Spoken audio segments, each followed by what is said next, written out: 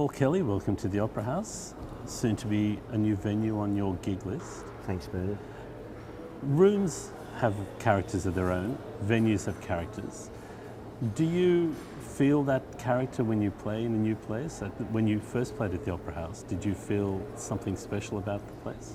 You know, I graduated, the first time I played at the Opera House was in the one by the side, with the studio, or I can't remember the name of it. Yeah, the drama theatre or the studio for the A to Z? A to Z show. Yeah. And then, finally got to play in the big room. And now we're going to play in even the bigger room. So it's pretty exciting. You'll be playing in the spot where Crowded House played the first of their farewell shows in '96. Under the Stars. It's got the bridge behind it. It's got a whole lot of atmosphere that comes with it. Is that intimidating, or is that something that you play too? No, I don't find that intimidating. I mean, maybe if it's a huge crowd, it might be intimidating, or sometimes when you get intimidated at a gig, you never quite know where it's going to come from. The most intimidating things is when you suddenly get nervous on stage and you don't know why, and you don't know when that'll come. When suddenly the pretendies comes out of nowhere and you think, I'm a fake, what am I doing here? Why did all these people come to see me? And you never know when that's going to happen. Yeah. But as far as playing in beautiful places with beautiful scenery, usually I find that quite comforting. It's always, it does add, it adds an extra, it does add an extra intangible thing, because it's affecting the crowd as well. Being in, whether it's in I'm trying to think of the one that was recently where I played at the on the river in Yarrawonga, and it was played with a beautiful backdrop of gum trees, and we're playing around sunset, and the birds all kept swooping through the trees above us, and there was rain, light rain was falling up and down. And I mean, it's just a whole other thing was going on besides the concert, which added to the concert. And playing sometimes when there's a moon rising in the sky, or as the sun's setting, they really affect the mood of a concert. And I've even played, I remember playing in summertime when, after a long, hot, humid day in a festival in Melbourne, suddenly a big rainstorm came down and just completely drenched everyone. We were okay on stage, but the crowd was completely drenched, but it was a really hot day, and the storm passed, and everyone just completely energised, and the rain was like this beautiful blessing. Yeah. So these things can happen. That's the beauty of playing outdoors, I guess. And it binds people, isn't it? Doesn't it? It sort of makes that experience a shared moment. The day it rained, or the day I saw Paul Kelly under the stars with 5,000 other people. It's that special thing that shifts it from another gig to something that all of you have as your own. Yeah, I think that's why festivals have become more popular over recent years. When I was growing up, festivals were first starting out, Maiponga Festival and Sunbury Maiponga, South Australia, for those of you who don't know. But that was big for me. I remember the first time I heard Eagle Rock, by Daddy Cool, was going to the Maiponga Festival in 1972, or Sunbury. People like, I think, since the dawn of time, people love to gather in large numbers and have a festival. And it seemed to die down for a while. And then about 10 years ago, or maybe more, suddenly festivals everywhere. And it's a natural thing to do in our climate, put on a festival. And you've got this time, maybe more than for a few years, an album with a bunch of songs that are probably perfect for an outdoor, everyone relaxed, hanging out, drinking a few beers show. Yeah, we're looking forward to touring this record, because it's upbeat, it's playful, it's nearly all the songs are full band. There's lots of harmony singing with Vic and Linda singing. I think the general plan for the tour is to play the new record first, and then move into old songs in the second half. It's not like the new record's going to be a solemn affair of, oh my God, he's playing, you're going to sit through the new record, wait for the old stuff. I mean, there's always a bit of that, but yeah. I know the record will be, it's sort of fun to play. it's had a good reaction already. So I think it'll work well in these shows. There's songs on this album that have been around, from what you've said, for a little while. Do you think in advance, I'm going to make an upbeat pop rock album and write songs to fit the bill, or those songs come and sit around waiting for the right moment, the right album? It's a bit of both. I mean, I did have a plan from a few years back that I was going to make a sort of this kind of record. I did the Mary Souls record in 2014, which was sort of in some ways similar to this record because it was played live in the studio. It was a lot of upbeat songs, but it had a whole lot of different singers, so it had a different kind of focus. And then I did two more, I guess, meditative and philosophical records with the Shakespeare sonnets and songs sung at funerals. But they were planned at a certain time. Shakespeare's 400th anniversary of his death, I couldn't, that had to come out at that time. So I think, and the record before the Merry Souls was pretty acoustic, pretty pastoral, a song cycle that was spring and fall. So I'd had in my mind for a long time that I want to come out with this sort of a straight up, it's kind of in my mind like a straight up band record. And I was putting songs aside that to fit it, because songs come along and they come along in a fairly haphazard way, and I don't really sit down and write in a year. Every record I put out doesn't reflect, this is what I've been writing and thinking about the last year. They're more, they've been sorted, over the few years. A few songs get sorted, they get sorted into the little piles. But something does happen after you get maybe half a dozen songs or 4 or 5 songs. You think, they're talking to each other. There's a nucleus of a record there. That does sort of, then it helps me to kind of write other songs to go with it. So it's sort of like a bit of both.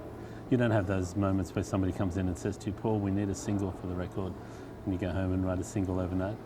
Oh, I wish I could. I wish I could. I'd love to be able to do that, but yeah, songs are much more accidental than that. And no, I haven't had that. I haven't had that for a long time. Does anyone tell you what to do anymore? When was the last time somebody said to you, no, don't do that, or you can't do that? Oh, people make suggestions, but I always like to think of I employ the record company, and I've thought that for a long time. I thought that in my younger days, and I think it's sort of a useful thing to think. They don't employ you. Yeah. You employ yourself?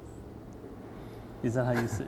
I'm self-employed. Yeah. Well, I mean, do you see yourself as an entity, and what your work as this element of you?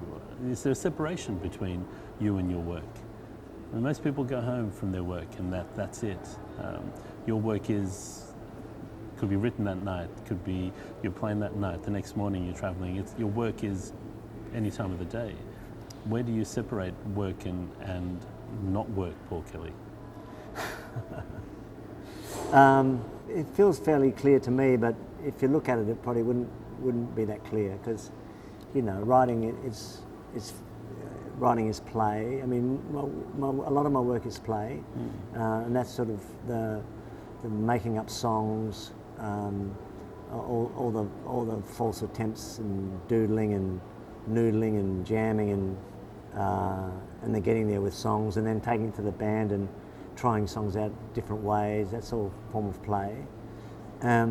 Recording starts to feel, now you're working, but it's really enjoyable work. It's like you're hunting the song, you've got the song, the band's trying to hunt it, get a good takedown in the studio. That's sort of the work and the play. And then there's lots of stuff that's work. It's just all the admin and getting the record covered together and working on the credits and making sure you get things right. But there's again, it's like most jobs. I think a lot of people, you never can entirely say, yeah, I work and I play. I mean, people who enjoy their jobs, there's always that element of play in it. Yeah. And if it's work you enjoy, then the work itself isn't necessarily feeling like work all the time. It just feels like an extension of who you are and what you do. Yeah, but I mean, there's times when it's just work, and there's times when you've got to do a show and you don't really feel like it, but you've got to go there and do a show, and the sound check's tedious. In fact, I think that's probably the most work-like part of my work, sound checks, because that's just like you're just doing this technical stuff to get things right, and often it takes a while, and then you do the show, and generally it's good, but then in some shows, a battle, it's not sounding that good in the room. It's not quite firing with the crowd. The band's not quite gelling. There's all those there's battles involved as well. Artists have been in recent years looking for marketing, or at least their management maybe have been looking for marketing opportunities with concerts. And one of the things people have been doing is inviting fans for a reasonable amount of money to come in for soundcheck. Is soundcheck someplace that you like to keep sacrosanct for work, rather than an audience and there's some behaviour that changes with that? No, I don't have any great feelings of sacrosanct. I think sometimes friends, or often friends with kids who can't come to the show for some reason, or can we come to the sound check and say, yeah, fine. Or generally it's a pretty closed space, but it's not that tight. Yeah. Do you ever do something during sound check and think, that's it tonight? This is what we're doing. A cover maybe that just comes out of fun in the afternoon, and you think, this is it. We'll do it tonight. Yeah, sometimes. Yeah, and sometimes sound checks are good for. Might have a bit of someone might start playing something, just noodling around, and the rest of the band might jump on it, and suddenly you've got something going, and I yell out to Greg, our sound guy, tape it, or pull out the phone and put it at the front. So, yes, we've had a few songs that have come from jams at sound checks. That's one thing I've been curious about, because you have, in the past 20 years, changed the way you approach work regularly, changed the bands you work with, changed how you write, change more recently whether you start with lyrics and then put music to them, and thrown out the formula, work in bluegrass or some other form. Have you thought of doing something in the Grinderman style, of just completely changing the persona, or taking on an exaggerated persona and doing, in the Grinderman style, a lot of heavy-duty sex songs, which you're not exactly afraid of doing yourself, but that kind of play, but taking to an extreme? Yeah, I don't know. Palaces in Montezuma, what a song. I often feel within songs that I'm singing that there's a certain amount of acting involved, or I'm playing a character. So I probably haven't thought about, like, I'm going to assume a particular character for a whole show. That might be, it could be. It's a good idea. Well, Thank you. I'm curious to see you with the shirt open to the waist and a huge medallion, maybe sporting that big Zapata moustache that Nick had. It sounds like my nephew Dan Kelly. It does, doesn't it? One thing that maybe finish on, the importance of elements that feed into a song. How important, as a songwriter, is it to know the names of birds, the names of plants, the way nature works, and what petrichor means? I know very little about nature, and I know scant knowledge of many things. I think sometimes a writer is a bit like fake it till you make it, or I think if a good rule is just to be interested in everything, and just see what comes your way. Let it come through and discover it on the way yourself. I don't know. I feel like we're falling into cliches now. Well, I guess that's the thing. How do you avoid the cliches? By having, for example, using a word like petrichor, instead of talking about the cliche of the smell of earth after rain. You explain it in the song, but you use a term that people won't be familiar with, and makes it different. It takes it from a cliche to something special. But I think there's a good chance that you could. I use petrichor in the song in that song, but without explaining it. But I think if you can sort of in the context of what the lines are, you can take a guess at what it might mean, and then if it sends someone to the dictionary, I think that's well and good. I mean, that's what happened to me.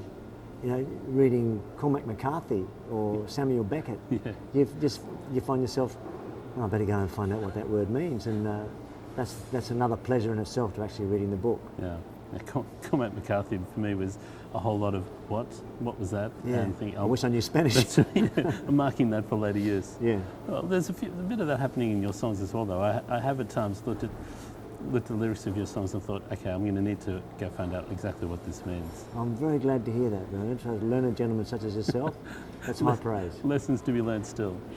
Paul Kelly, thank you very much for your time. My pleasure. Thanks. Cheers.